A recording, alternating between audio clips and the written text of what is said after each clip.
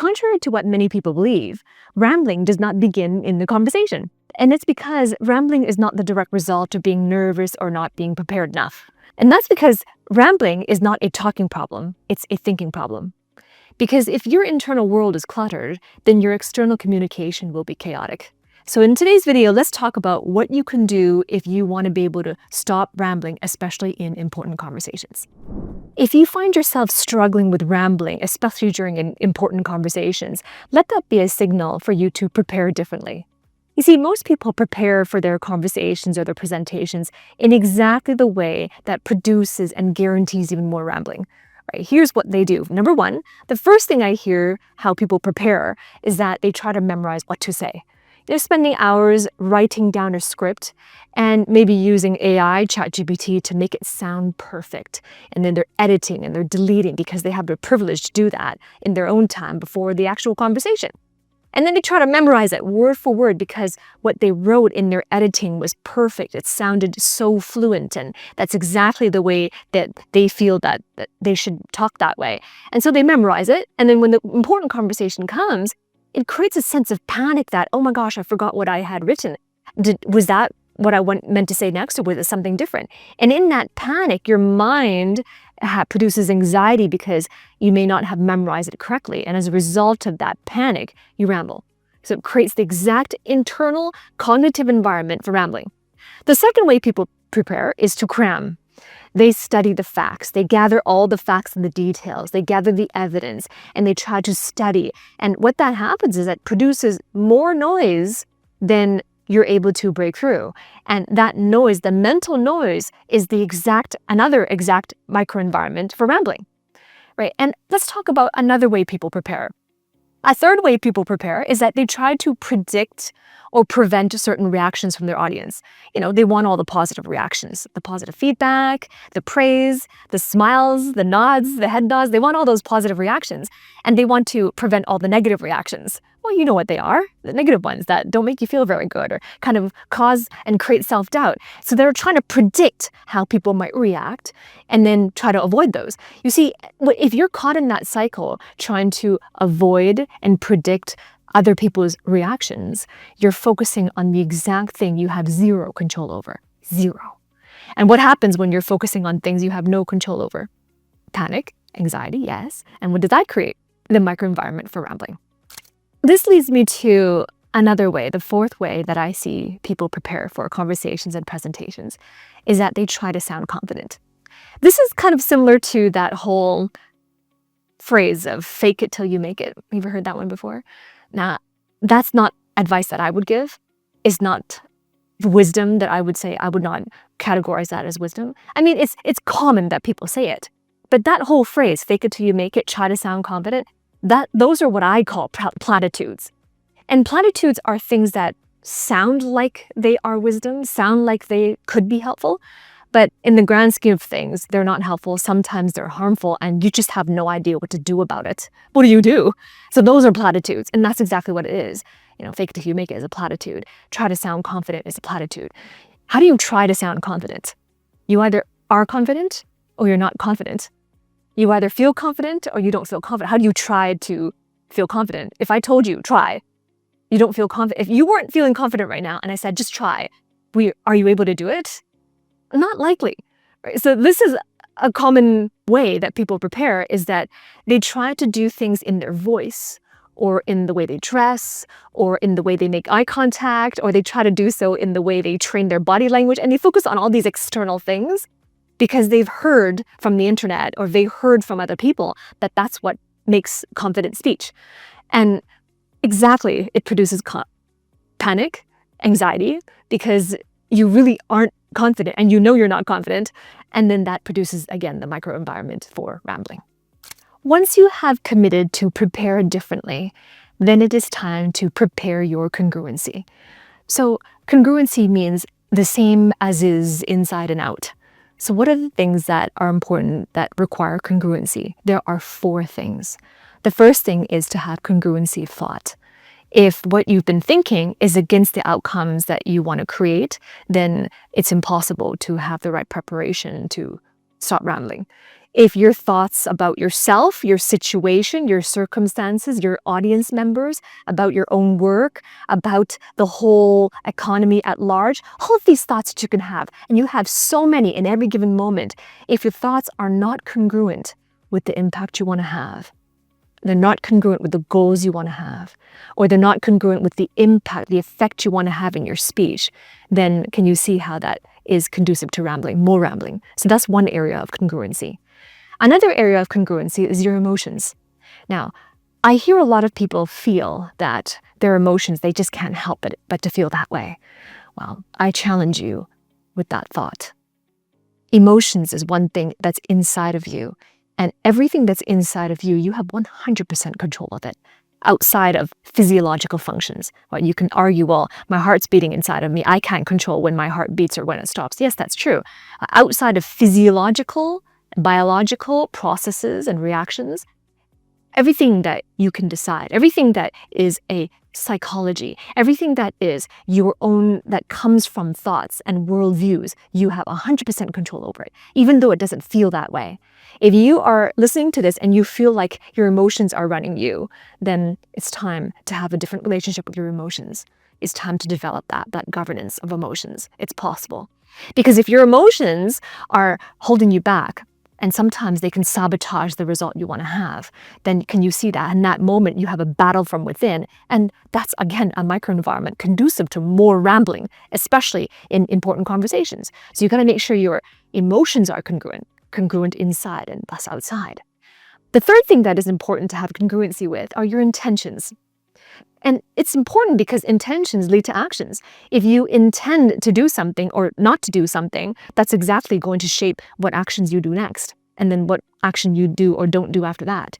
So this is why intentions are wise if they are congruent with the outcome you want and the effect you want to have. And the final thing for congruency is your expectations. Now, most people overlook this one, right? Expectations are very powerful because have you ever had that experience where you want to have an outcome and you, in your mind, you've envisioned it exactly how you want it to turn out? But you kind of felt like running through all the worst case scenarios and you were just doing the calculations inside your head, and therefore you expect the worst out of it, right? If your expectations are pulling in the opposite direction of the meaningful goal you want to create, can you see how, therefore, your internal environment, you lack congruency in your expectations? So that's why it's important to educate your expectations. Sometimes our expectations are more as a result of our uncontrolled emotions rather than what really is reality through our perspectives. So this is why it's important to have congruency in expectations, because your expectations can therefore shape your perspectives. Well, even in biology, your body must break down raw materials before it can be extrapolated into energy. Waste must be removed as well, because anything that is waste that is unprocessed, it creates toxicity. And you see, your mind works in exactly the same way. If you have thoughts in your mind, it's important to break down old assumptions or one-sided assumptions. It's important to be able to reprocess toxic thoughts, to be able to break down raw materials meaning those complex and those tangled ideas, to break those down. Because if you don't practice that type of catabolism in your mind, then you have all of this toxicity that's growing in your mind, and that creates more rambling. Anytime and anywhere you skip this internal catabolism, your mind will remain congested, and congestion always leads to rambling. So when taken together in this step, anytime you want in a conversation to stop rambling, it's important to have an internal alignment in your internal state. And that will help you to do three things. Number one, it's going to help you to decide what matters. Then it's going to help you identify what is the truth. And the third one, it's going to help you to know what outcomes you want to stand behind. So far, you have committed to prepare differently. And the first step you took was to prepare your congruency. And after that, now is a time to prepare your epistemology. So what do I mean by that? The word epistemology. It's a really big word, but any word that ends in ology means it's the study of a thing. So what's this a study of? It's a study of episteme, which means knowledge. So you are studying knowledge. What does that mean? And how does this help in preparing in conversation so you don't ramble? Well, if you are preparing your epistemology, it means you are studying, effectively and diligently studying what you know. So when you're studying what you know, it's the knowledge you've accumulated in school and college and university. It's the knowledge you've accumulated in your personal life through your experiences. It's the knowledge that you have accumulated in all of your work experience, in the feedback you got from other people, in all of your own personal readings and your resources and the seminars you attended. It's all of that knowledge, the body of knowledge that's in your head that's important to you, that you want to mobilize and create results and outcomes for. That is important to practice epistemology. Study what you know. Do you really understand what you know? I'll tell you a story. When I finished my PhD, I got my first job after my PhD, and I was Dr. Grace Lee. First time, I was so happy about it. Got a job, passed the interview, I got hired.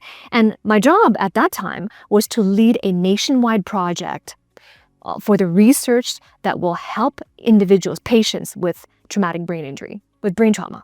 And I was the national lead on this project. It was scary for me. So my supervisor, she called the committee together for this research project, and she was introducing me for the first time. And she introduced me this way. This is Dr. Grace Lee. She will be leading this project. And I don't want to say the name of the project for protection of copyright. So she said, Dr. Grace Lee will be leading this project. And in that room was all the stakeholders of that project. Think about this. It was neurologists, professors with tenureship. They were healthcare ethics experts, all of these people who have been around a long time, and they've been educated in schools like Stanford and Harvard and all of these universities that I admired back then. So when she introduced me as the lead on this project, I had a deer in headlights moment. I stood in that front of the room and deer in headlights, eyes were wide, and I just had no idea what to do next, what to say next, and how to lead this project. And that was really when I really realized in that moment, yeah, I graduated with a degree in neuroscience, brain trauma, it fits under that umbrella of neuroscience, but I didn't really understand what I know in order to apply it in this real life scenario. I understood it enough to pass my exams and get merit for it, right? And get degrees and pass my dissertation and defend my dissertation effectively. But I didn't understand it to apply it in a different context. And that's what epistemology would do for you. How deep is your understanding? How certain are you about what you know? How certain are you? What's the conditionality of it? To which your knowledge is true? To which your assumptions are true? What are the conditions around it? Do you know that? Or what makes it true versus another knowledge that someone else might possess? What conditions will your knowledge that you have right now expire and no longer be applicable? These are important questions. There's so many more questions than this that are important in understanding when it comes to your own knowledge. Knowledge is not always evergreen. And knowledge is not always power if you don't know how to apply it in a completely different context, the one that's being called of you right now. So this is important to prepare.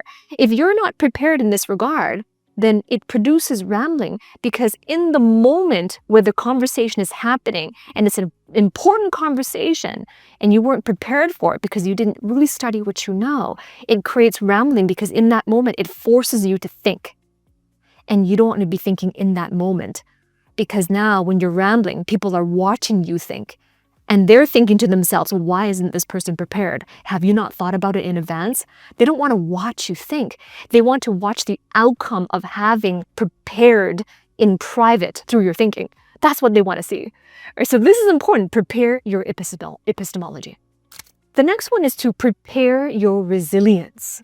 Resilience. And why is resilience important? Because the journey can be difficult. And sometimes this journey of growth can be long. I mean, it's never ending.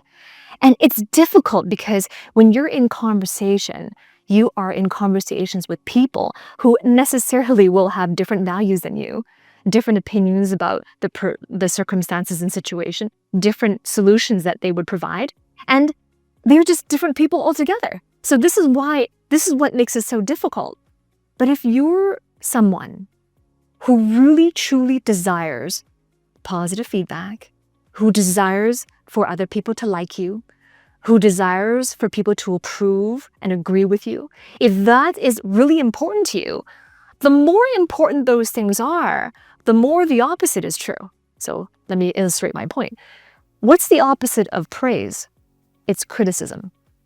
What's the opposite of agreeing with you? It's disagreeing with you. So what does this mean? It means that the more you desire to be praised, the more you will fear criticism. The more you desire for people to agree with you, the more you will want to avoid disagreement and maybe even avoid conflict. You see how this works? It's psychology.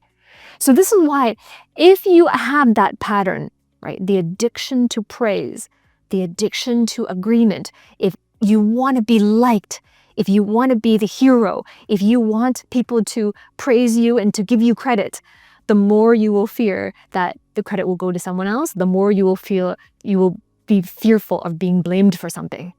So the more you have that tension between the opposites, fear, criticism, praise, criticism, agreement, disagreement, the more polarized, the more the tension is there, the less resilient you are. You have less resilience when you have that tension. So this is an important personal growth journey, is to prepare your own resilience. When you are resilient, you don't have that tension. You don't have the addictions and the avoidances. You don't have those fears and those attractions. You don't have that, right? You are neutral. And that neutrality, that objectivity creates a very strong presence. Which leads very nicely to the final point I wanted to make, and that is to prepare your presence. I would argue that very little things are more important than how you show up. And that's really the understanding of what presence is. And I can go into a very long lesson teaching presence and executive presence, but that's not the purpose of this video. Right? Preparing for your presence is really preparing for exactly how you're going to show up, because rambling has very little to do with how you talk and how fluent you sound. It's very little to do with the words coming out of your mouth, and it has a lot more to do with your internal stability. So that's why if you want to be able to stop rambling, especially in important conversations, don't focus on all those surface level stuff that people talk about. You know, people say, well, if you want to stop rambling, you got to be able to talk slower. Work on getting rid of those filler words, those ums and ahs. They tell you, work on your body language. They tell you, well, watch your tonality. Maybe you got to get a vocal coaching lesson and work on your projecting from your diaphragm. And they tell you all these things, which are surface level tactics. And you're going to notice that when it comes to rambling, it has very little to do with these surface level tactics of speech. Rambling is not a talking problem. It is a thinking problem. So stop working on the mechanics of speech and start focusing your energy and your intellect more on how you think.